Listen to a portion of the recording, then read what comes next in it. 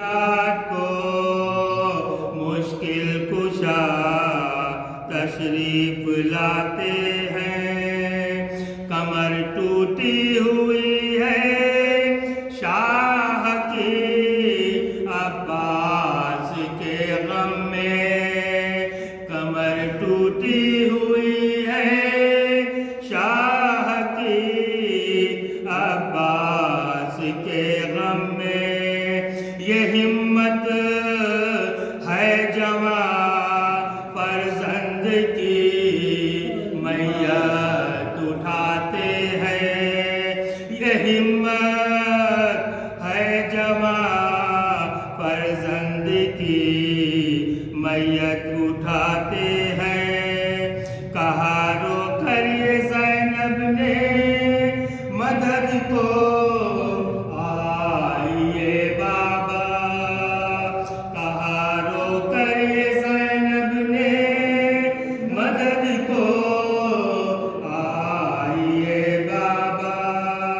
ستمگر عابد بیمار کو بیڑی پہناتے ہیں، ستمگر عابد بیمار کو بیڑی پہناتے ہیں، ارے ذرا دیکھے تو کوئی حوصلہ اس گھر کے بچوں کا، ذرا دیکھے تو کوئی حوصلہ اس گھر کے بچوں کا، علی اصغر گلے پہ تیر کھا کر مسکراتے ہیں، علی اصغر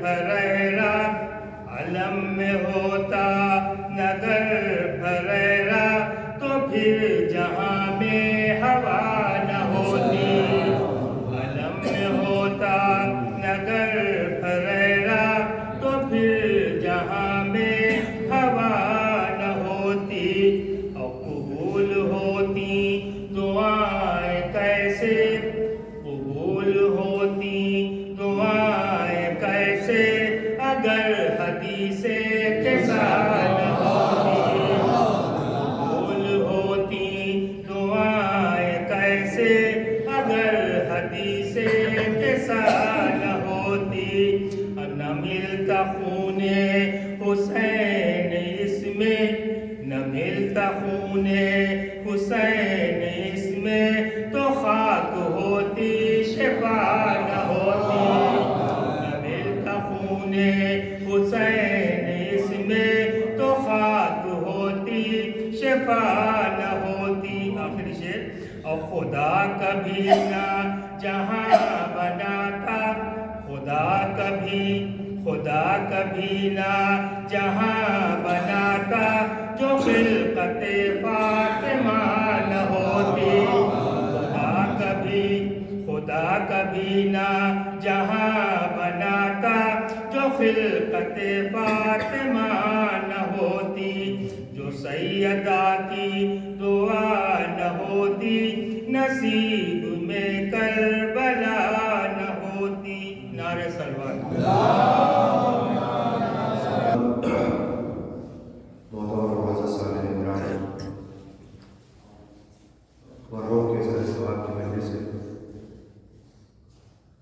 خود اپنی طبیعت کے اعتبار سے اور حاضر کے اعتبار سے مزاج میں ہوتا تھا کہ ایسے موقع پر گفتگو کچھ آخرت کی، کچھ موت کی، کچھ تربیت کی ہوتی ہے، اور کیونکہ یہ ایام شہباز یہ کورونا والے پاک کا ذرا سامنے آیا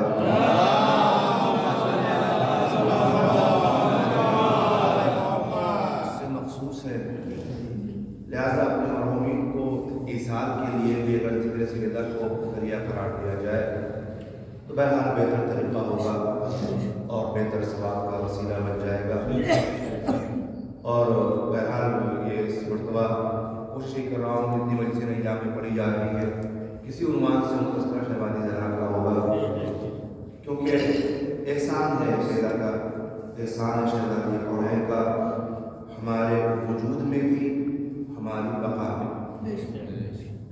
اگر ہم ہیں تب بھی انہی کا احسان ہے، ہم کو خدا نے وجود دیا ہے تو انہی کے فضلے میں ہے، اگر ہم باقی ہیں تب بھی انہی کا احسان ہے۔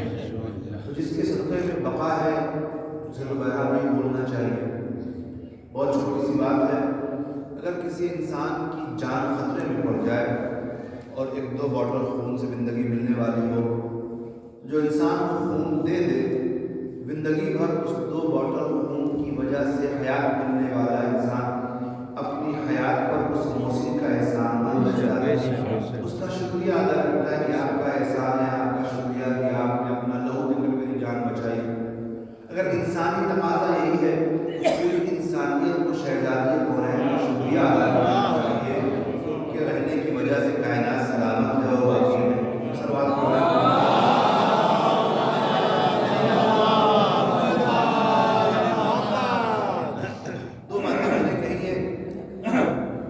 کہ ہمارا وجود بھی انہی کی وجہ سے ہے اور بقا بھی انہی کی وجہ سے ہے۔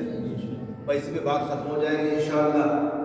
وجود ہمارا ان کی وجہ سے ہے، اس کے لیے حدیث قدسی کافی ہے، لولا یا احمد لولا لما خلقت الافلاک لولا علی لما خلقت ولولا فاطمہ لما خلقتکما۔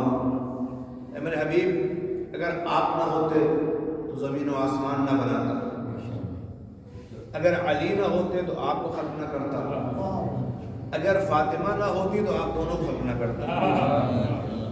مطلب کل کائنات جو بنی ہے وہ شہزادی کونین کی وجہ سے۔ قدرت نے یہ زمین، یہ آسمان، یہ چاند، یہ ستارے، یہ دریا، یہ پہاڑ، جو کچھ بھی ہیں چرند و پرند، سب کو وجود بخشا ہے شہزادی کونین کی وجہ سے۔ اور حدیث ذرا پڑھتے رہتے ہیں انہی کی محبت میں سب بنایا گیا۔ تو ایک بات کہہ دوں، اگر ان کی محبت میں کوئی زمین کا فرش بچھا دے، آسمان کا شامیانہ لگا دے، چاند و سورج کی روشنی پیدا کر دے، ستاروں سے سجاوٹ پیدا کر دے، پہاڑوں کو کینے لگے سے مکمل مضبوط بنا دے، بہتا ہوا دریا بنا دے، تو اتنی بڑی کائنات بنا دے، کوئی نہیں کہتا معبود اتنا اسراف کیوں ہو رہا ہے، پتہ نہیں بات پہنچے گی نہیں پہنچے، کوئی نہیں کہتا پروردگار یہ کیا کر رہا ہے، خالی ان 5 کی محبت میں اتنا سب کیا جا رہا ہے۔ اگر ہم نے ان کی محبت میں تھوڑا سا فرش بچھا دیا، تھوڑا اچھا دور کا انتظام کر دیا، تھوڑا زیادہ سجاوٹ کر دی، مطلب اسراف ہو رہا ہے اہل بیت کی محبت میں۔ کیا کیجیے گا، وہ اللہ کی طاقت ہے، ان کی محبت میں زمین و آسمان ہے۔ ہمارے جنوبان کی آواز ہے، بس شاہ نے اہتمام کر لیا کہ سلوات پڑھو۔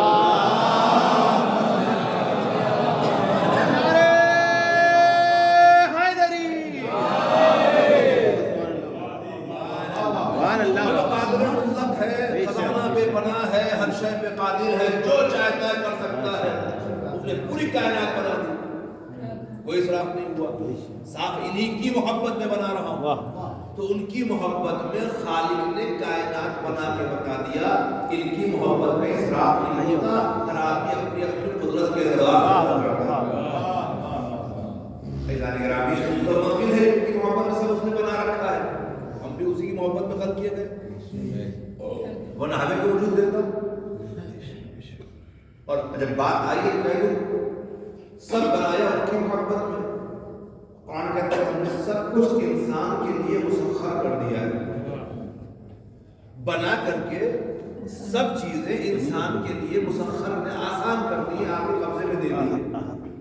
اب آپ چاہیے تو اس سورج کی روشنی سے توانائیاں سمیٹ کر کے اپنے گھروں کو روشن کر لیجیے، اور آگے بڑھ جائیے تو سیارے بھی چلنے لگے ہیں، وہ سورج کی توانائیوں طاقت سولر پاور کہتے ہیں، اسے سمیٹ کر کے آپ جو چاہیے بناتے چلے جائیے، اور اپنی قدرت پہ اپنے علم پہ ناز کرتے رہیے۔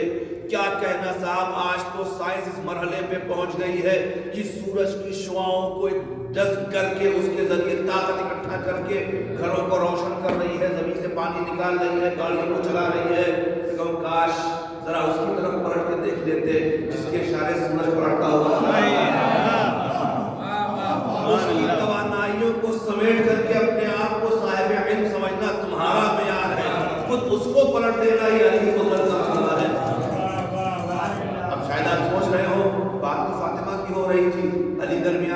سے آ گئے، اس میں بھی کہیں دور کی بات نہیں ہے، حضور کی حدیث ہے لولا علی لما کان کفوا لفاطمہ، اگر علی نہ ہوتے تو فاطمہ کوئی ہمسر اور کر رہے ہیں، اگر علی نہ ہوتے تو شہزادی کونین کا کوئی ہمسر برابر کا نہ ہوتا۔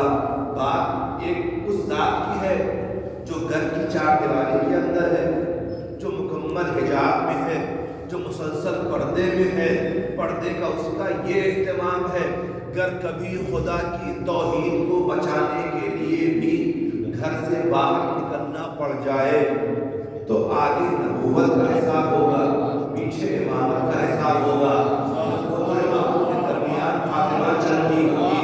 میزان محترم شاید بات پہنچا سکوں، نبوت و امامت کے درمیان فاطمہ نہیں چل رہی ہوگی۔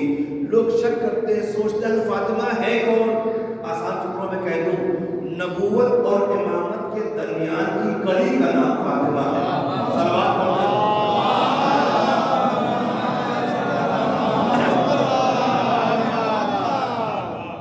شاید اسی لیے وہ لوگ عظمت سیدہ سمجھ نہیں سکتے جو ختم نبوت پر آ کر کے ٹھہر گئے ہیں اور اس کے بعد امامت کے قائل نہیں ہیں۔ ان دونوں کو جوڑنے والے وجود کو فاطمہ کہتے ہیں، اور جو دونوں کے حساب میں چلے وہ سیدہ ہے، آگے نبوت ہے، پیچھے امامت ہے۔ حالانکہ امام تو آگے ہوتا ہے، امام کے معنی آگے چلنے کے ہوتے ہیں، پھر پیچھے امامت کیسے ہو سکتی ہے؟ اب امام خود واضح فرماتے ہیں، کہتے ہیں ہم نحن حجت اللہ علی الخلق وجدتی فاطمہ حجت علینا۔ ہم جتنے ائمہ بنائے گئے ہیں نا، یہ سب کے سب اللہ کی مخلوق پر حجت خدا ہے، اور ہماری دادی فاطمہ ہم سب کے اوپر حجت خدا کا۔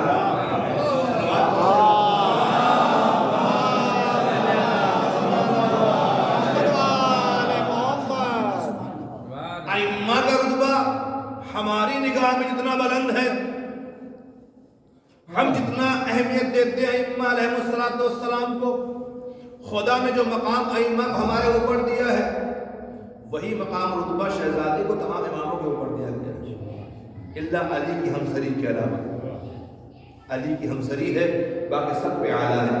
اور اسی عرض کرنا چاہوں گا، جب یہ رتبہ ہے، تعجب کی بات تو نہیں ہے نا، حیرت کی بات تو نہیں ہے، تو یوں بھی آپ محسوس کر لیجئے شہزادی کونین کے علاوہ کوئی بھی خاتون دو اماموں کی ماں نہیں،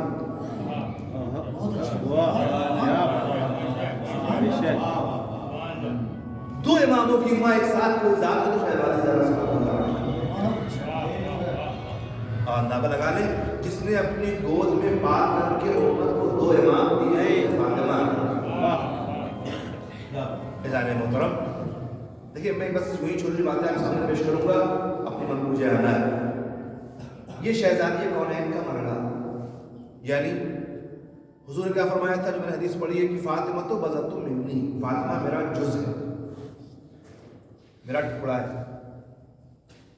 اب اس حدیث کو سمجھنے کے لیے نبوت کو سمجھنا پڑے گا، جب تک نبی سمجھ میں نہ آئے یہ حدیث سمجھ میں نہیں آئے۔ میں پورے عالم اسلام کو چیلنج کرتا ہوں،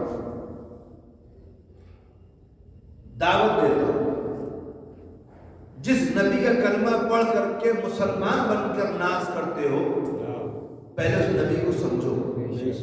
جب تک اس نبی کی واقعی معرفت تمہیں حاصل نہ ہو جائے اس وقت تک اہل بیت رسول سمجھ میں نہیں آئے۔ پہلے رسول کو سمجھ میں آئے نا، جب وہ ذات ہی سمجھ میں نہ آئی تو گھر والے کیا سمجھ میں آئے؟ تو پہلے سرکار کو سمجھیے، میرے کہنے پر مانیے گا، قرآن نے جو حضور کی تصویر پیش کی صرف اس پہ غور کر لیجئے، عظمت پیغمبر سمجھ میں آ جائے۔ قرآن نے کہا کہ یہ وہ ہے وَمَا يَنطِقُ عَنِ الْهَوَىٰ إِنْ هُوَ إِلَّا وَحْيٌ يُوحَىٰ، یہ اس وقت تک گفتگو کرتا ہی نہیں جب تک کہ وحی نہ نازل ہو جائے۔ اس آیت نے قول پیغمبر پر مہر لگا دی، جو کہیں گے وحی کے اعتبار سے کہیں گے، اپنی مرضی سے کچھ نہیں کہیں گے۔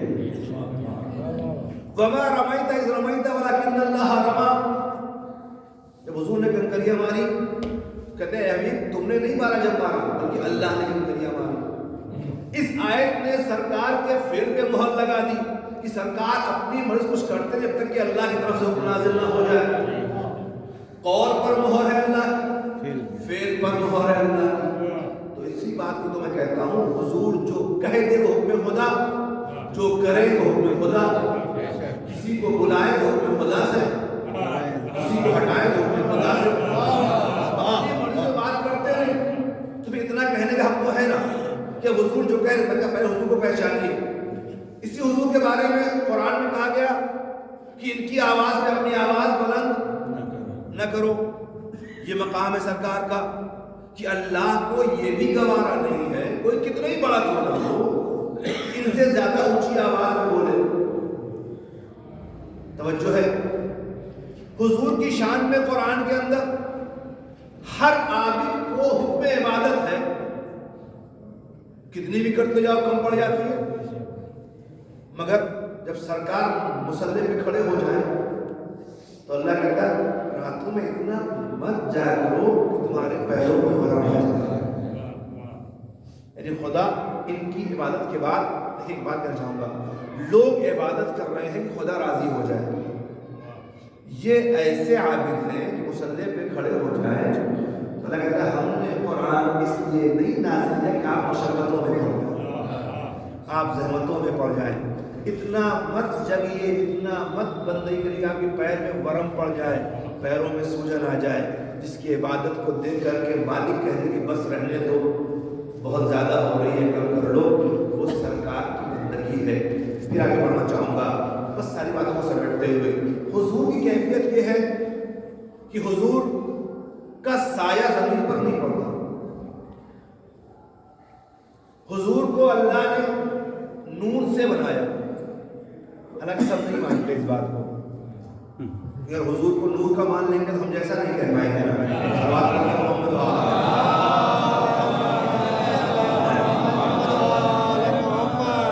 اور ہم مانتے ہیں کہ سرکار کا وجود نورانی ہے، حضور نور سے بنائے گئے ہیں، وہ نوری ہے۔ اب فیصلہ آپ کر لیجئے گا، جو سرکار کو نوری مانے وہ زیادہ چاہنے والا ہوتا ہے، جو سرکار کو اپنے جیسا کہے وہ زیادہ چاہنے والا ہوتا ہے۔ دونوں چاہتوں میں بڑا فرق ہے۔ ہم پر الزام ہم چاہتے نہیں ہیں، کیا بتائیں جیسا ہم چاہتے ہیں واپس ہم نہیں کر پاتے۔ ہم تو اتنا بلند مانتے ہیں، تمام نبیوں کا سردار ہم نے مانا ہے، ہم سردار کی سرداری کے قائل ہیں، تو ظاہر سی بات ہے جو سردار ہے، جو تمام نبیوں کا سردار ہے، شاید اس لیے آپ نہیں سمجھ پاتے کیونکہ اس تمام نبیوں کے سردار نے جس کے قول پہ قرآنی مہر ہے، جس کے فعل پہ قرآنی مہر ہے، اسی نبیوں کے سردار نے کہا تھا فاطمہ تو بزرتو منی، فاطمہ میرا ٹکڑا ہے۔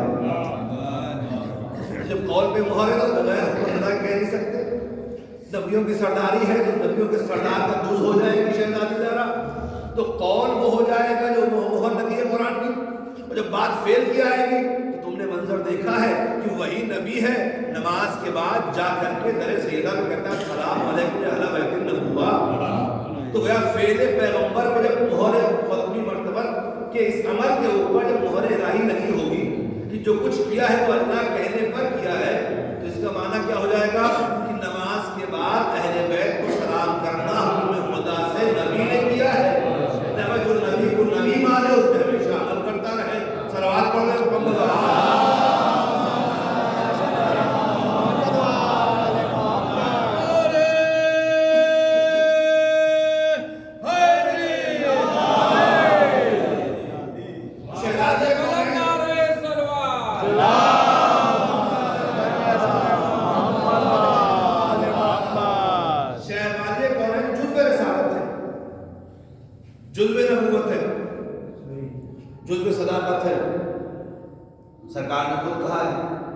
سرکار نے خود کہا ہے، تو پھر جز کا لازمہ یہ ہے کہ جتنی صفتیں کل میں ہوں وہ جز میں پائی جائیں۔ جز کا لازمہ یہ ہے اگر اس جز کو اذیت ہو تو کل کو تکلیف محسوس ہونی چاہیے۔ بھئی اعضا ہمارے حصے کا جزئی تو ہے نا. اب اگر اس کی کوئی تکلیف دی جائے گی، ڈاکٹر صاحب اگر دانت میں درد ہوگا تو خالی وہی تو درد ہوگا، پورا بدن درد محسوس کرے گا.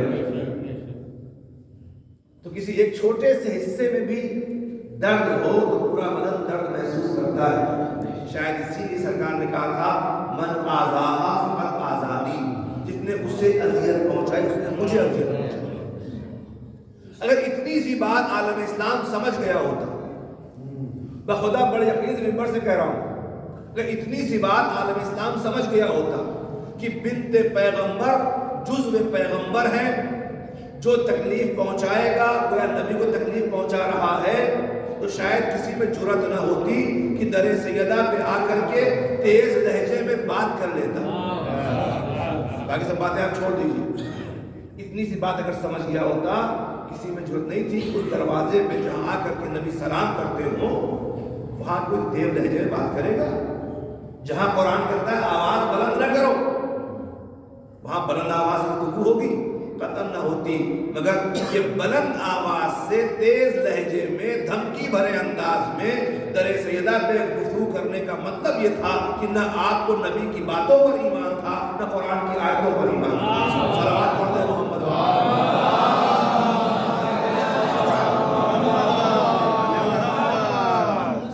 یہ میرا ماننا ہے، جسے قرآن پر ایمان ہوگا وہ کبھی جزو رسالت کے سامنے بلند لہجے بات نہیں کرے گا. یہ میرا عقیدہ ہے. جس کا رسول پر ایمان ہوگا کبھی جزو رسالت کے سامنے بے ادبی و بدتمیزی یا لہجے میں بات نہیں کرے گا. روایتیں تو بہت دور تک کی، ویسے اتنی بات کرنا یہاں متفق علیہ ہے.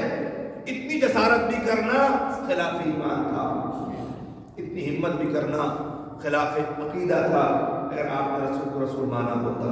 عزیزان محترم، سچائی یہ ہے کہ لوگوں نے شہزادی کونین کی عظمت کو سمجھا ہی نہیں.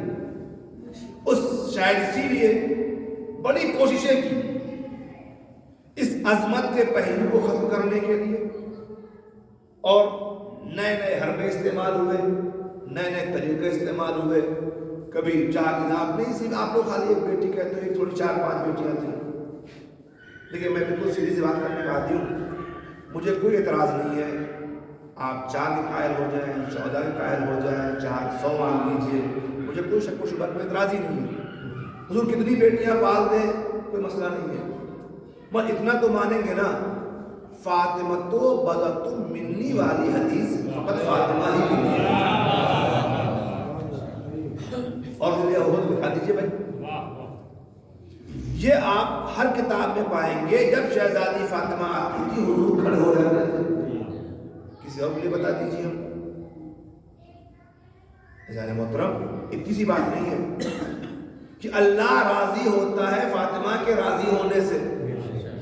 یہاں بھی خالی فاطمہ کی بات ہو رہی ہے اور بیٹوں کی بات کیوں نہیں ہو رہی ہے؟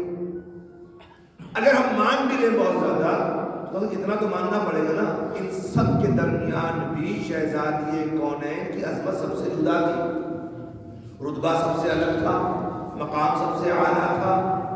ورنہ یہ حدیثیں ساری جو آپ کے ہر کتاب میں موجود ہیں یہ ان کی شان میں نہ ہوتی، یا اوروں کی شان میں اور حدیث ہونی چاہیے تھی. یا تو یہ مانا جائے کہ نعوذ باللہ ثم نعوذ باللہ سرکار دو عالم بھی اپنی بیٹیوں میں فرق کر رہے تھے، کسی کو زیادہ چاہتے تھے کسی کم چاہتے تھے. تو پھر بات وہی آئے گی، اس کا مطلب قرآن کی آیتوں پہ یقین نہیں ہے، رسول پر ایمان نہیں ہے، رسول اپنی مرضی سے بات کرتے ہی نہیں ہیں، رسول اپنی مرضی کچھ کرتے ہی نہیں ہیں. تو کچھ کرتے نہیں ہیں تو پھر ساری باتیں ختم ہو جاتی ہیں. جو کہہ رہے ہیں وہ خدا سے کہہ رہے ہیں. میں نے پھر کہا تھا پہلے نبی کو پہچانے تو فاطمہ سمجھ میں آئیں گی. اور ایک بات کے لیے آگے بڑھ جاؤں، عام طور سے ہمارے یہاں آتا ہے کہ شہبازی زہرا سلام اللہ علیہا عورتوں کی امام ہیں، عورتوں کی لیڈر ہیں، عورتوں کے لیے نمونہ عمل ہیں. اور پھر ہم لوگ بیٹھ کر کے ممبر پہ اس بات کا مقابلہ کرتے ہیں، بتائیے مردوں کے لیے اللہ نے 1,24,000 بھیجے، پھر اس کے بعد یہ 12 امام بھیجے، عورتوں کے لیے خالی 1 کو بھیجا. میں بڑا عرض پوچھنا چاہوں گا، کیا شہزادی زہرا سلام اللہ علیہا فقط اور فقط عورتوں کے لیے نمونہ عمل تھی؟ یا جتنے انبیاء اور ائمہ تھے کیا یہ لوگ عورتوں کے لیے امام اور نبی نہیں تھے؟ بھائی صرف کوئی بٹوارا ہو نہیں سکتا۔ اگر ہم اس بات کے قائل ہو جائیں کہ انبیاء خالی مردوں کے لیے تھے تو بھائی آپ نے عورتوں کو آزاد کر دیا۔ عورتوں کو حق ہوگا، پروردگار تو نے جب بھی نبی بھیجا خالی مردوں کے لیے بھیجا، جب بھی ہادی آیا خالی مردوں کے لیے آیا۔ اب اگر ہمارے تو نے ہادی نہیں بھیجا، ہم غلطی کر جائیں، ہماری غلطی کیا ہے؟ کہ تیرے انتظام میں کمی ہے کہ مردوں کی ہدایت کے لیے ہمیشہ ہادی بھیجتا رہا، ہمارے لیے کبھی نہیں بھیجا۔ یہ بات ذہن سے نکال دے کہ کوئی نبی خالی مردوں کے لیے ہادی ہوتا ہے، اللہ کا بھیجا ہوا نمائندہ پوری انسانیت کے لیے ہادی بن کر کے آتا ہے، چاہے وہ مرد ہو یا عورت۔ صلوات علی محمد۔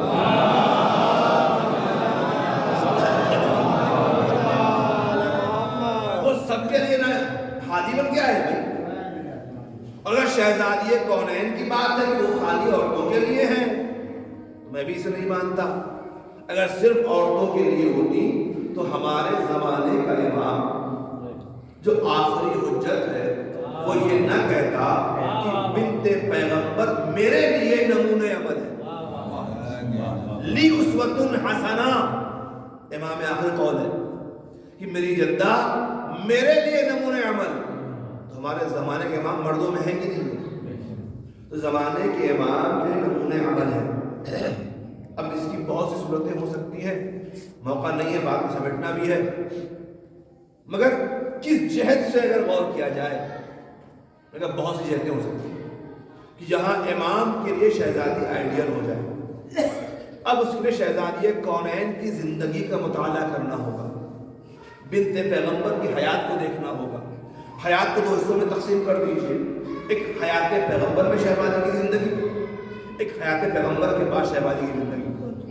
حیات پیغمبر میں 5 بعثت میں آپ اس کائنات میں آ گئی، اس 5 بعثت سے لے کر کے تک بابا تھے تب تک کی زندگی میں مکے والی حیات اور مکے کے بعد والی حیات، مدینے آ گئی، وہاں تقریباً 10 سال کی زندگی بابا کے ساتھ۔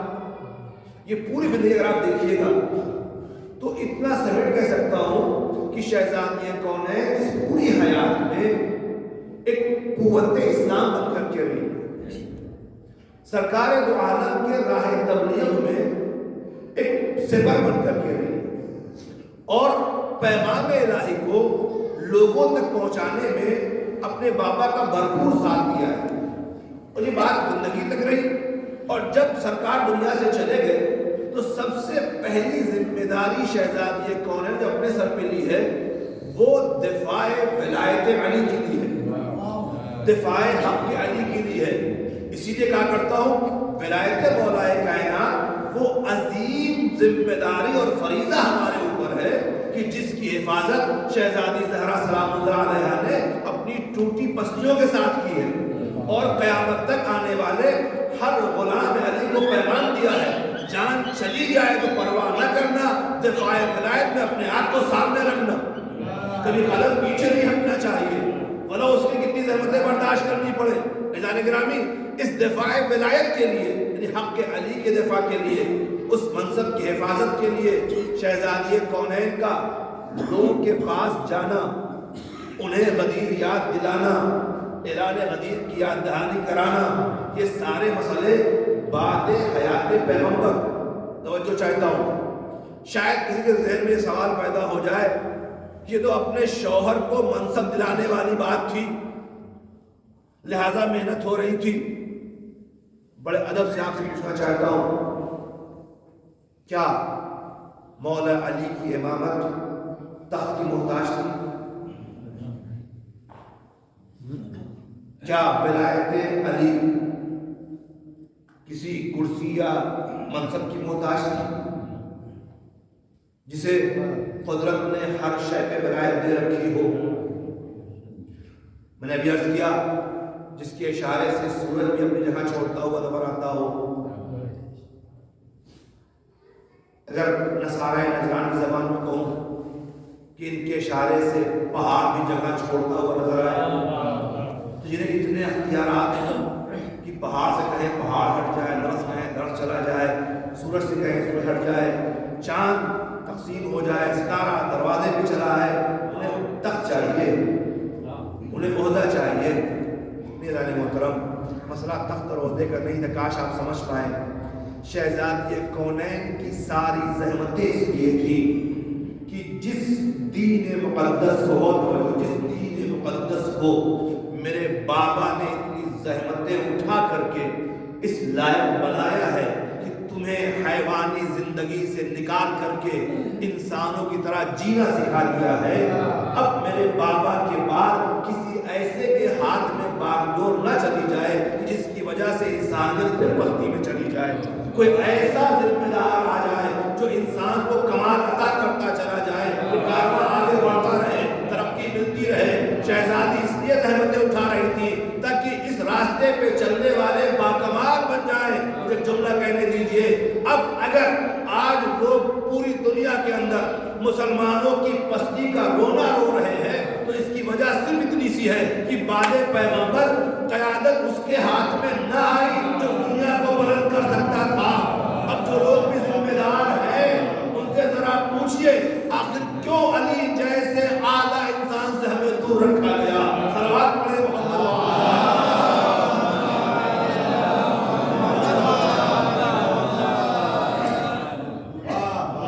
اتنا سا نہیں ہے، انہیں کب ضرورت تھی عہدے کی، انہیں کب منصب چاہیے تھا؟ یہ تو صاحب اختیار تھے، یہاں فرشتے نوکری کرتے تھے۔ عزیزو، یہ ان کو ہمارا درد تھا، جو اس صدی میں آنے والے ہم جیسے چاہنے والے ان کا درد تھا، جو ملت آج پستی میں جا رہی ہے اس کا درد تھا کہ جس دین مقدس کو میرے بابا نے اتنی زحمتوں سے پہنچایا ہے اس کے پیروکار پستی میں نہ جائیں، اس کی قیادت ایسے نااہل کے ہاتھ میں نہ آ جائے جو خود ترقی نہ کر سکے، وہ بھلا آگے کیا بڑھائے گا۔ اب مسئلہ ہے جو تاریخ میں ہونا تھا وہ تو ہو چکا، اب ذمہ داری جو موجود ہے ان کی ہے۔ شاید امام نے اس لیے کہا تھا میری جدہ میرے لیے نمونہ عمل ہے، جس وقت میرا امام آئے گا تو کیفیت کیا ہوگی؟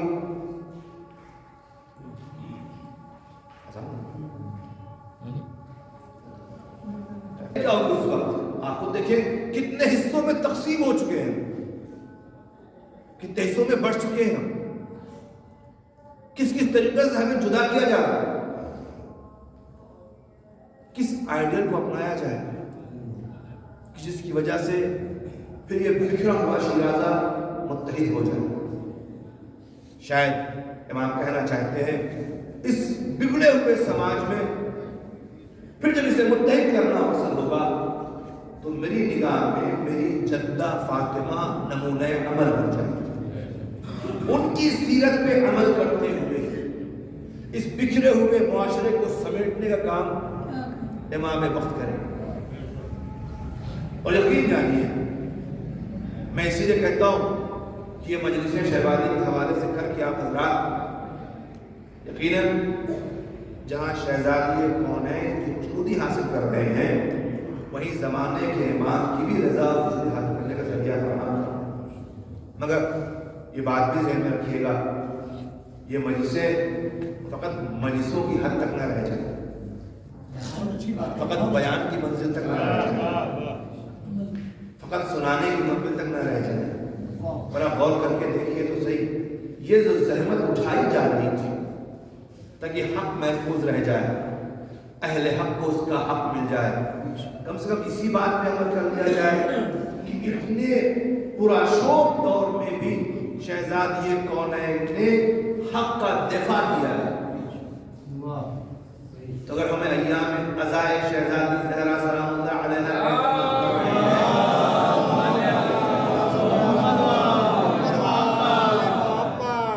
تو ہمیں اس بات کا شعور ہونا چاہیے کہ یہ ایام حق و باطل کے درمیان ایک معرکہ آرائی کا فیصلہ کرنے کے لیے، یہی حق و باطل کا فیصلہ ہوتا ہے۔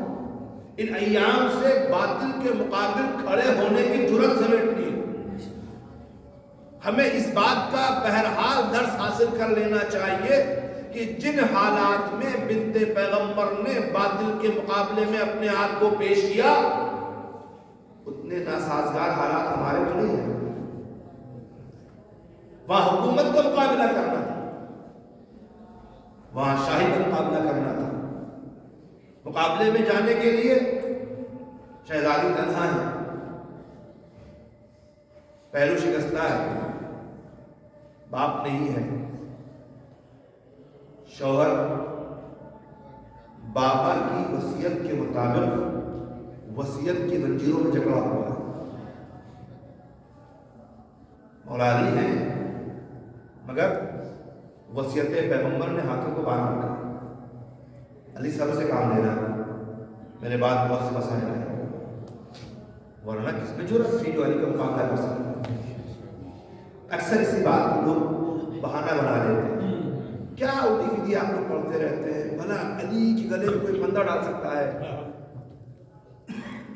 چلیے میں اتنا کہتا ہوں، کم سے کم اتنا بہادر تو آپ بھی علی کو مان ہی رہے ہیں نا، کہ آپ بھی جانتے ہیں علی گلے میں پھندا ڈال نہیں سکتا۔ مگر ہاں ہم بتا دیں آپ کو، علی جانشین رسول کا نام ہے،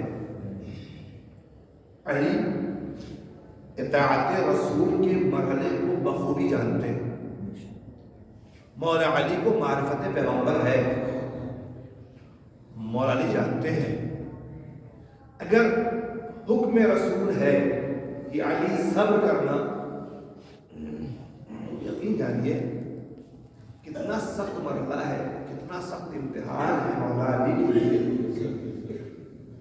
کہ اتنا طاقتور انسان، اتنا قوی ہے انسان، اتنے مضبوط بازو، الہی تلوار ہاتھوں میں ہو، ہیبت چہرے پر ایسی ہو، اس کے باوجود کوئی اس کی شریک حیات کے سامنے تیز لہجے میں بات کرے اور وہ خاموش رہ جائے۔ جس ذہنیت کے مالک ہم لوگ ہیں، قطعاً ممکن نہیں ہے، ہم برداشت نہیں کر سکتے، ہم مرنے مارنے کو تیار ہو جاتے، رہتے نہ رہتے پرواہ نہیں کی ہوئی، مگر یہی تو فرق ہے نا، ہم اپنی خواہشات کے اسیر ہیں، اپنے جذبات کے غلام ہیں، ہم حکم خدا و رسول کی اہمیت نہیں سمجھتے، پر مسئلہ علی جیسے شخص کا ہے، اسے حکم رسول کی اہمیت بھی معلوم ہے، اسے مشیت پروردگار بھی معلوم ہے، سب اسی کا نام ہے، مجبوری میں کسی کا جواب نہ دینا یہ سب نہیں ہے، اختیار ہوتے ہوئے کسی کی زیادتی برداشت کرنا یہ سب، جس کے قبضہ قدرت میں سب کچھ ہے، اس کے بعد بھی کوئی رد عمل نہ ہو، یہ سب ہے۔ اور سچائی یہ ہے کہ سب اس صفت کا نام ہے کہ جس سے مدد مانگنے کا حکم خدا نے دیا ہے، وَاسْتَعِينُوا بِالصَّبْرِ وَالصَّلَاةِ، مدد مانگو نماز اور روزے سے۔ تو یہ سب کی تعبیر روزے سے کی گئی، سب یعنی کیا مطلب؟ کیا ہمارا سب اس لائق اس سے مدد مانگ سکے؟ صبر کی دنیا میں کچھ ایسے افراد ہونے چاہیے جن کا صبر بے مثال ہو، اس صبر کا واسطہ دے کر مدد مانگی جا سکے۔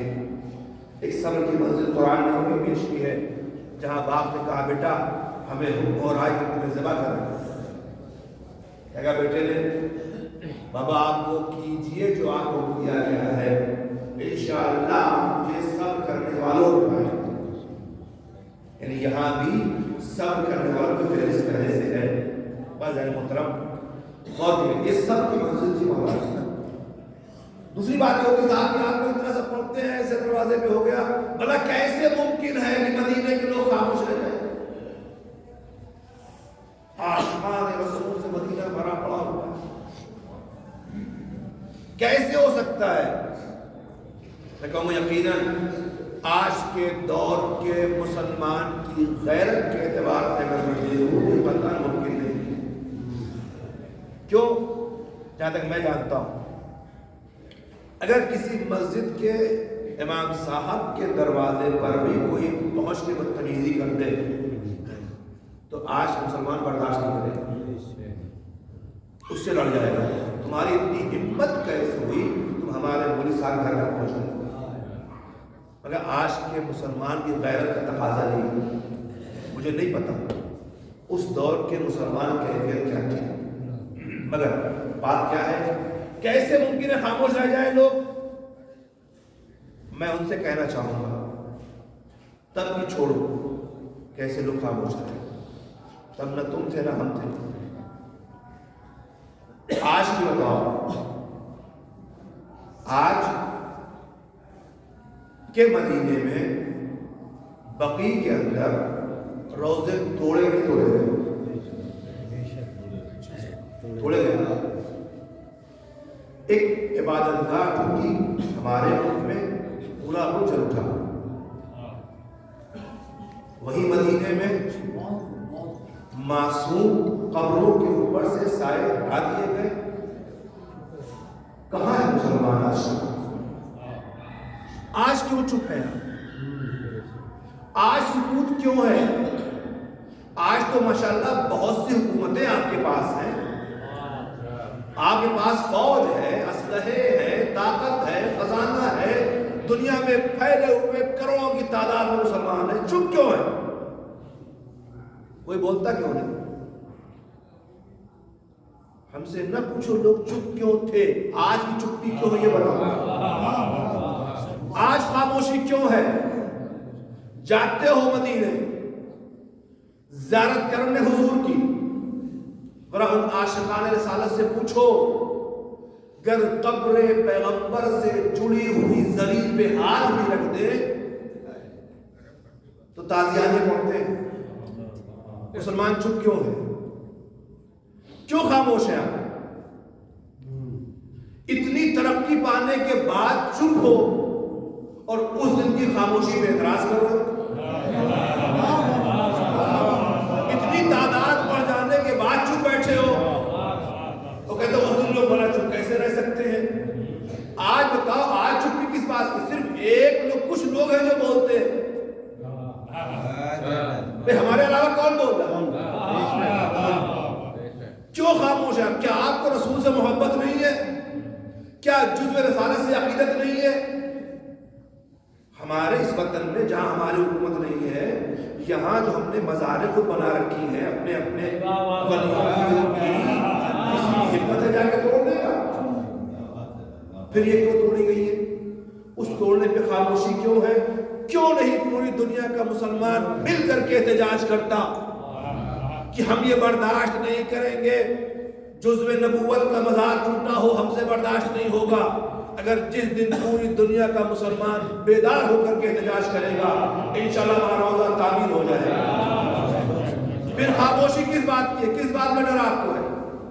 نہ وہ آپ کی حکومت ہے، نہ وہ آپ پر حاکم ہے، پھر بھی نہیں بول پاتے آپ۔ تو جب وہ آپ پر حاکم نہیں ہے تب تو آپ خاموش بیٹھے ہیں، جب وہ آپ پر حاکم تھے تب بھلا کیسے بولتے؟ صلوات پڑھ دے محمد۔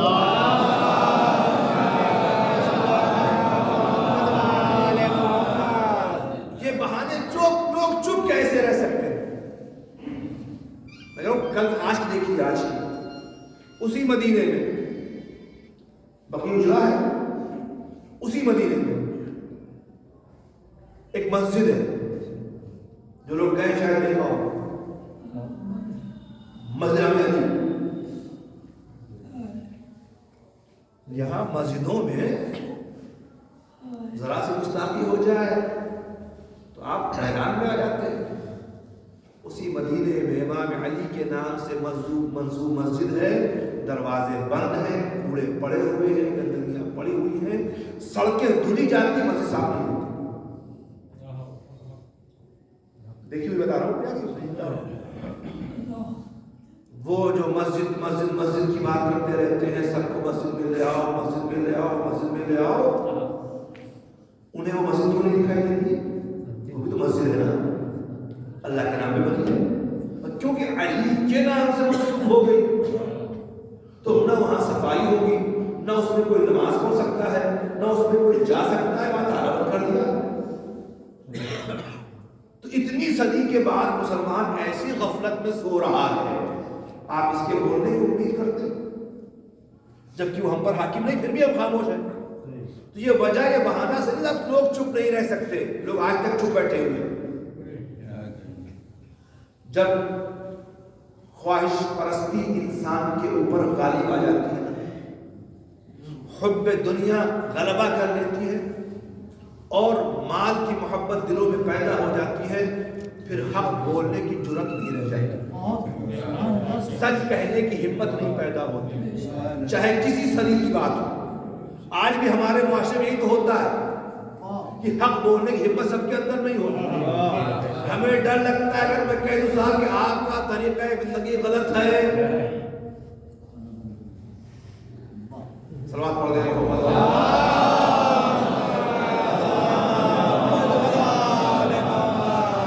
اگر میں کہہ دوں مومنین کا آپس میں اختلاف بغض رکھنا غلط ہے، صاحب کا سے بلائیں کہ میں نے اسے پڑھنے کا اس کے علاوہ ہمیں ڈر اس بات کا حق بولنے کی جرأت اپنے اندر آج نہیں پیدا ہو پا رہی ہے۔ تب آپ سوچتے ہیں حق بولنے کا، حق بولنے کے لیے جرأت ہونا چاہیے، ایمان مضبوط ہونا چاہیے، رب پر اعتماد ہونا چاہیے، خالق کے ساتھ پر یقین ہونا چاہیے، اس سے رشتہ وابستہ ہونا چاہیے، تب انسان ہمت کر پاتا ہے سچ بولنے کی۔ صلوات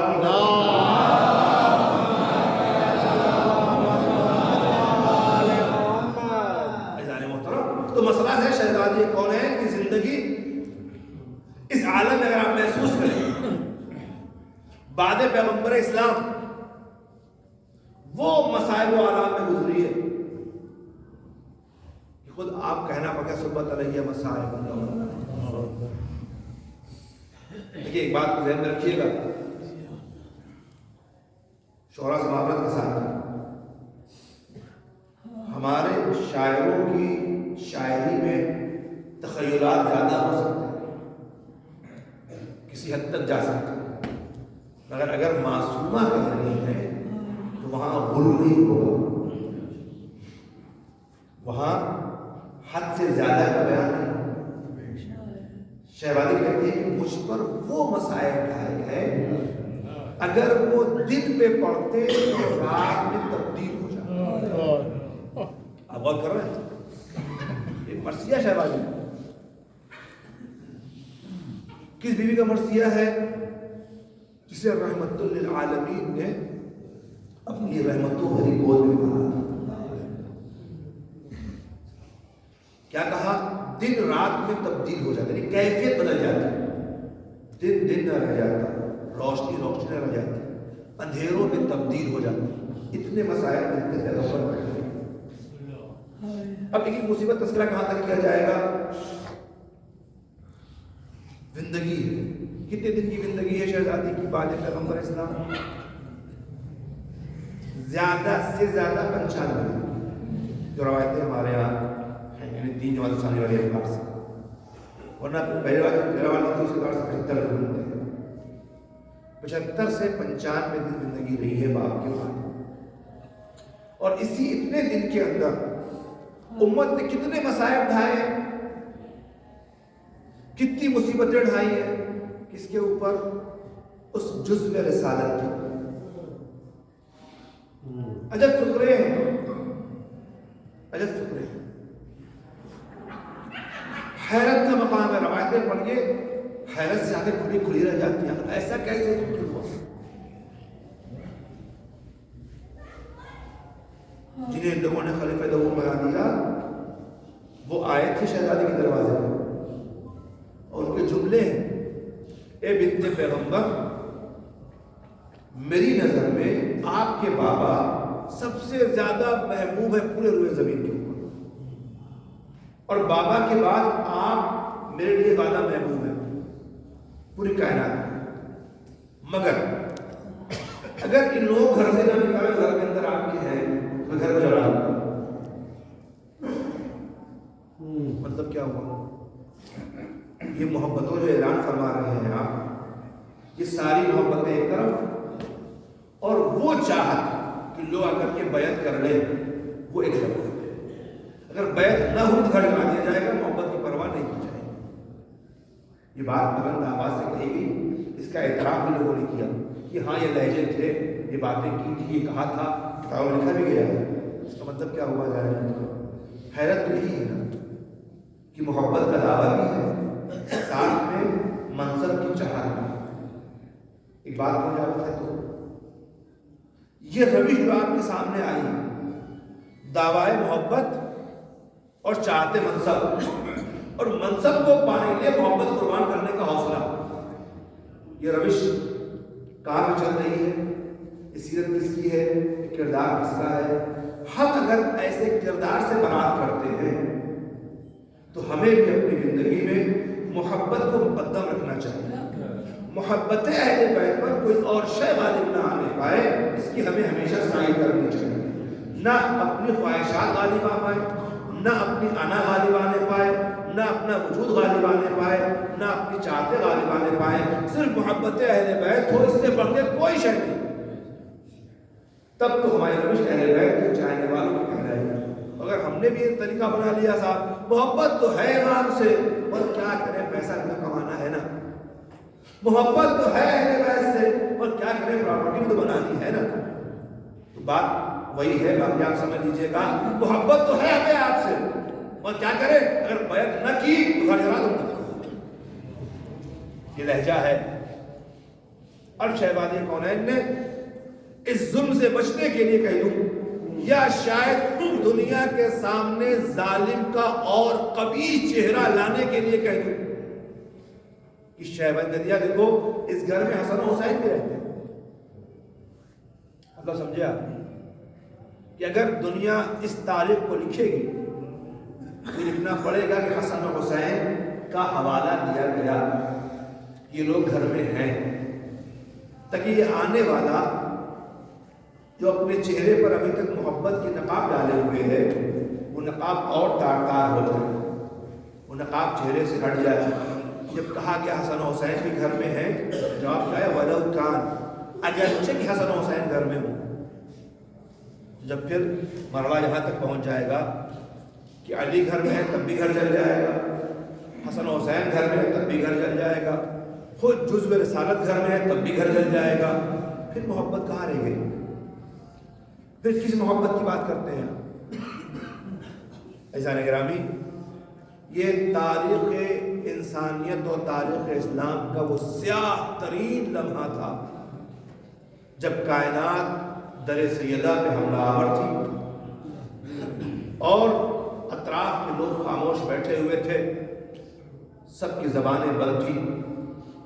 اسے آپ جو چاہیں تعبیر کر لیں، اور میں اتنا کہنا چاہوں گا، ظلم کو حوصلہ ملتا تبھی ہے جب معرفت حق رکھنے والے خاموش رہ جائیں۔ ظلم کو طاقت تبھی ملتی ہے جب سچ جاننے والے لوگ چپ رہ جائیں۔ پتہ ہے وہ غلط کر رہا ہے اور ہم چپ کر کے میرا معاملہ تو نہیں ہے نا۔ ہر صدی میں لوگوں نے ظلم کو طاقت اسی طریقے سے لی ہے۔ للہ اب مظلوموں کے فرش پہ بیٹھ کر کے ظالموں کو حوصلہ مت دیا کیجیے، مظلوموں کے فرش سے جڑ کر کے ظالموں کی طاقت نہ بنا کیجیے۔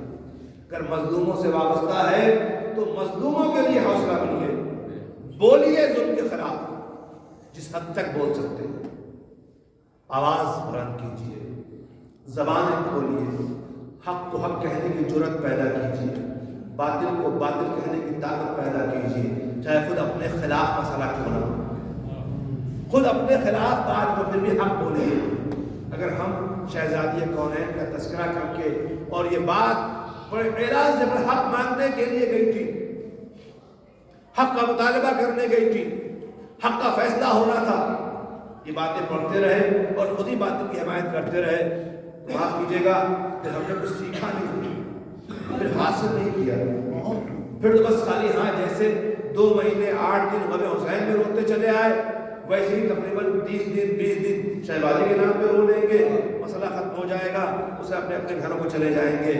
عزیزو، اگر شہزادی کے غم میں شرکت کرنے کے بعد بھی باطل و خلاف بولنے کی ہمت نہ پیدا ہو پائی تو شہزادی شکوہ کریں گی کہ تم نے سیکھا کیا تھا ہماری مجلس میں آ کر، تم نے حاصل کیا تھا ہماری مجلس میں آ کر۔ مگر شاید باطل کو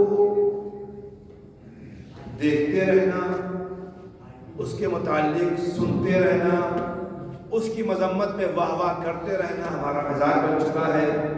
اپنے اندر کے باطل کو نکالنے کی طاقت ہمارے اندر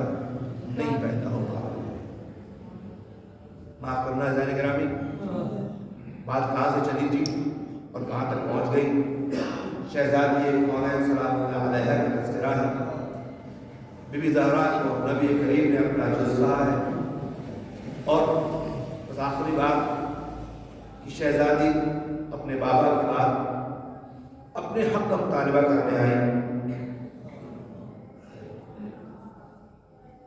ہم لوگ کہتے ہیں نا کہ ضرورت تو تھی نہیں، وہ تو ملکہ تھی، سب کچھ تھا ان کے پاس، اس کے پیچھے بڑی مصلحتیں تھیں۔ شہزادی کا وہاں تک آنا پوری حکمت چھپی ہے اس کے پیچھے، وقت نہیں عرض کروں گا آپ کی خدمت میں، اتنا تو سمجھ لیجیے آپ کہ حق کا مطالبہ کر کے شہزادی نے بتا دیا کہ دیکھو بنت پیغمبر حق لینے کے لیے دربار میں آئی تھی، اور تخت پہ بیٹھے ہوئے حاکم نے بنت پیغمبر کے مطالبے کے بعد بھی ان کا حق انہیں نہیں دیا، اتنا تو سب مانتے ہیں۔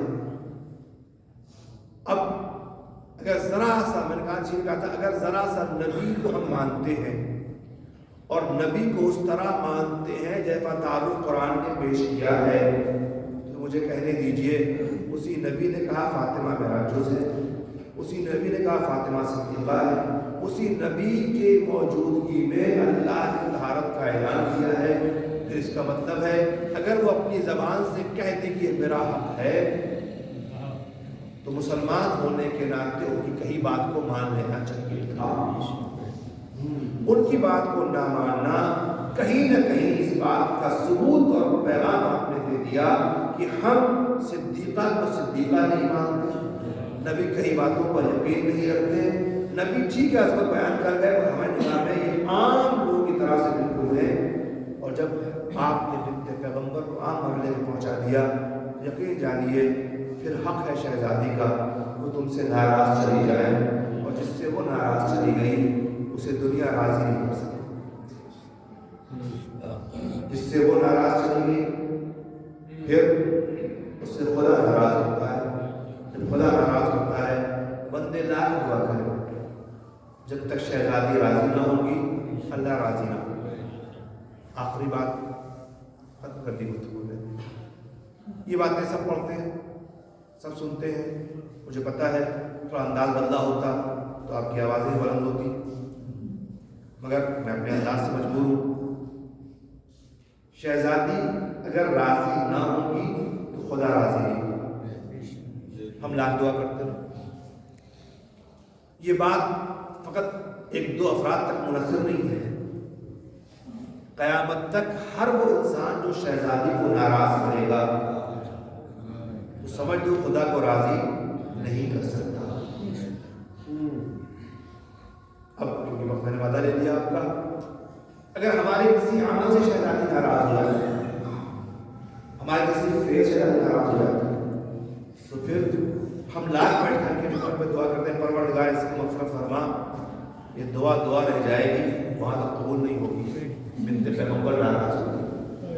لہٰذا سے میں بات کرنا چاہوں گا اپنی ماں بہنوں سے کہ شہزادی زہرا سلام اللہ علیہا کی تعلیمات پہ عمل کرتے ہوئے اپنی بچیوں کو اپنی گود میں جن بچیوں کو پروان چڑھا رہی ہیں انہیں شہزادی کی سیرت پہ عمل کرنے کی تعلیم دیجیے، اور انہیں سمجھائیے کائنات کی عظیم ترین خاتون کا نام فاطمہ زہرا ہے، اس سے بڑی کوئی خاتون نہیں ہے، اس سے بڑا کامیاب کوئی خاتون نہیں ہے، اس سے اعلیٰ کوئی خاتون نہیں ہے، اس سے بہتر کوئی خاتون نہیں ہے۔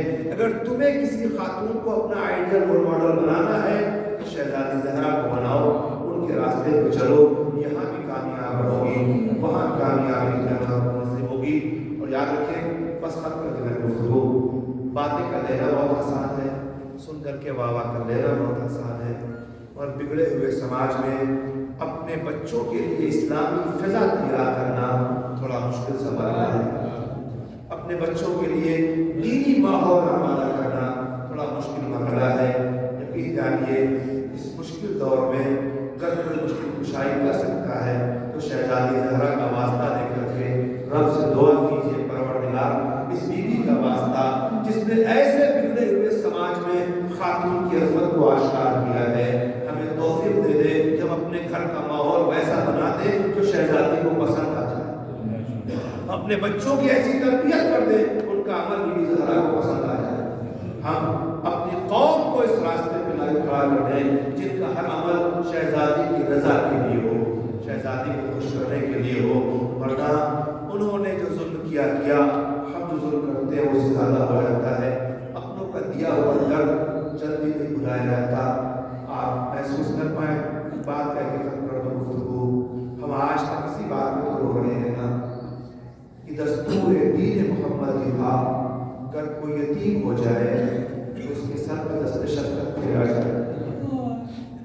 اگر جب نبی کی بیٹی یتیم ہوئی تو لوگوں نے بجائے دست شفقت پھیرنے کے دروازے پہ حملہ کر دیا,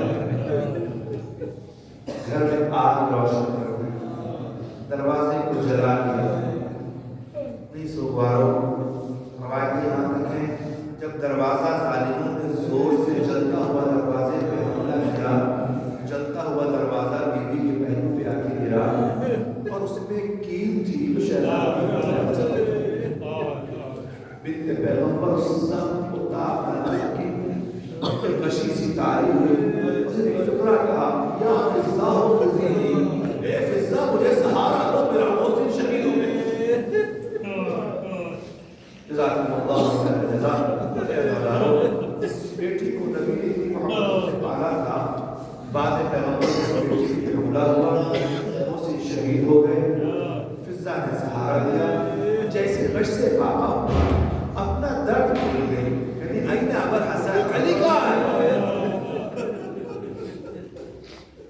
جواب دیا ظالم علی کو لے جا. لوگ علی کو لے کے دروازے سے نکلنا چاہ رہے تھے.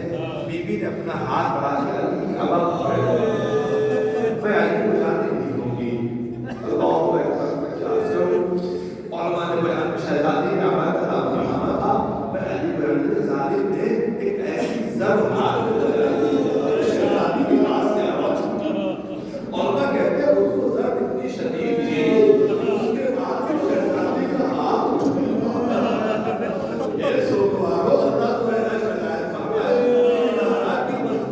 سوچ کر رو رہے ہو. شہزادی زہرا تمہیں اس کا انعام دے گی. دیکھو ایسی کیا ضرب لگی تھی کہ یہ ہاتھ اٹھتا نہیں تھا. اللہ اتنا زخمی ہاتھ تھا اور اس کے باوجود تاریخ لکھتی یہ ہے کہ جب شہزادی دنیا سے رخصت ہونے والی تھی تو ایک ہی دن میں کہ حسنین کے لباس صاف کر رہی ہے, ان کے لیے رضا وعدہ کر رہی ہے تاکہ میرے بعد میرے بچے بھوکے میں آ گئے. جزاکم اللہ خیر جزا. میرے عزیزو, یہ بات کی پیشن ضرور لگی ہے جو علی کو لے کر پھر چلے گئے. اب جو شہزادی نے سنبھالا ہے عورتہ کا بیان نہیں ہے.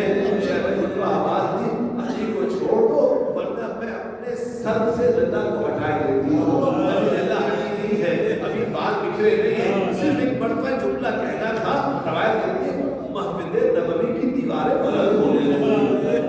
یہ بنت پیغمبر قیامت آ جائے گی. اگر سر سے رضا ہٹ گئی زہرا پہ تو قیامت آ جائے گی. اللہ ایسے آدم میں بھی لوگوں کا اتنا خیال تھا, انہیں بچانے کے لیے سر سے رضا نہ ہٹائی, سمجھ کر بیٹھے گا. پھر چاہتا بی بی سے کہو, اے شہزادی ابھی تو فقط ایک علی کے گلے میں رسم آمدی ہے, ابھی سر سے چادر ہٹانے دو. اے بی بی وہ منظر اور ہوگا جب سر پہ چادر نہ ہوگی, گلے رسمہ میں بندھے ہوں گے, بیویاں آسین کرنی گئی ہوگی. جزاکم اللہ. شہزادی زہرا صلی اللہ علیہ فرمائے بی بی کی مظلومیت میں رونا ہے. اتنے دنوں میں آپ روایتیں سنتے ہیں آپ دور سے نا, میں اکثر جملہ پڑھتا رہتا ہوں. لوگ یہی لکھتے ہیں کہ شہزادی ضعیفہ ہو گئی تھی, بال سفید ہو چکے تھے, کمر جھک چکی تھی, ہاتھوں میں عصا آ گیا تھا, چہرے پہ جھرریاں پڑ گئی تھی. میں سوچنے لگا آخر اس مرحلے تک پہنچنے میں کتنے دن لگتے ہیں. اچھے خاصے بزرگ یہاں بیٹھے ہوئے ہیں, صحیح و سالم بیٹھے ہیں الحمدللہ. اتنے عمر گزارنے کے بعد بھی صحیح و سالم ہے, نہ چہرے پہ جھرریاں ہیں نہ کمر جھکی ہوئی ہے. الحمدللہ خدا سلامت رکھے. ذرا سوچو کیسے ہو گیا, اور یہ بھی 18 سال میں نہیں ہوا ہے. جب تک باپ زندہ تھا شہزادی بالکل نوجوانوں کی طرح رہی ہے. باپ کا سایہ سر سے دل میں بیوی میں اتنے مسائل بڑھائے گئے، کتنے دنوں میں شہزادی ضعیفہ ہو گئی، کمر خمیدہ ہو گئی، مسائل کے چلنے لگی، باقی کو حق پر بھی کرنے لگے۔ اب بات سمجھ میں آئی تو شہبت صحبت علیہ مسائل صحبت علیہ رسنا لیا لیا۔ بعض علماء نے لکھا ہے کہ ایسا نہیں ہے کہ 75 دن میں یا 95 دن میں ایسا ہوا، نہیں، بلکہ ہوا یہ تھا کہ جس دن شہزادی دربار میں گئی ہے تو جانے سے پہلے ضعیفہ نہیں تھی، جو دربار سے واپس آئی جو دربار سے شہزادی واپس آئی ہے، چند لمحے کھڑی رہی، مسجد پہ بابا نظر نہیں آئے، کمر شکستہ تھی، اتنے لمحے میں ضعیفی کے آثار طاری ہو گئے۔ دل چاہتا ہے شہزادی سے کہوں بیوی ایک ہی دربار میں گئی ہو، زینب کو دو دو دربار میں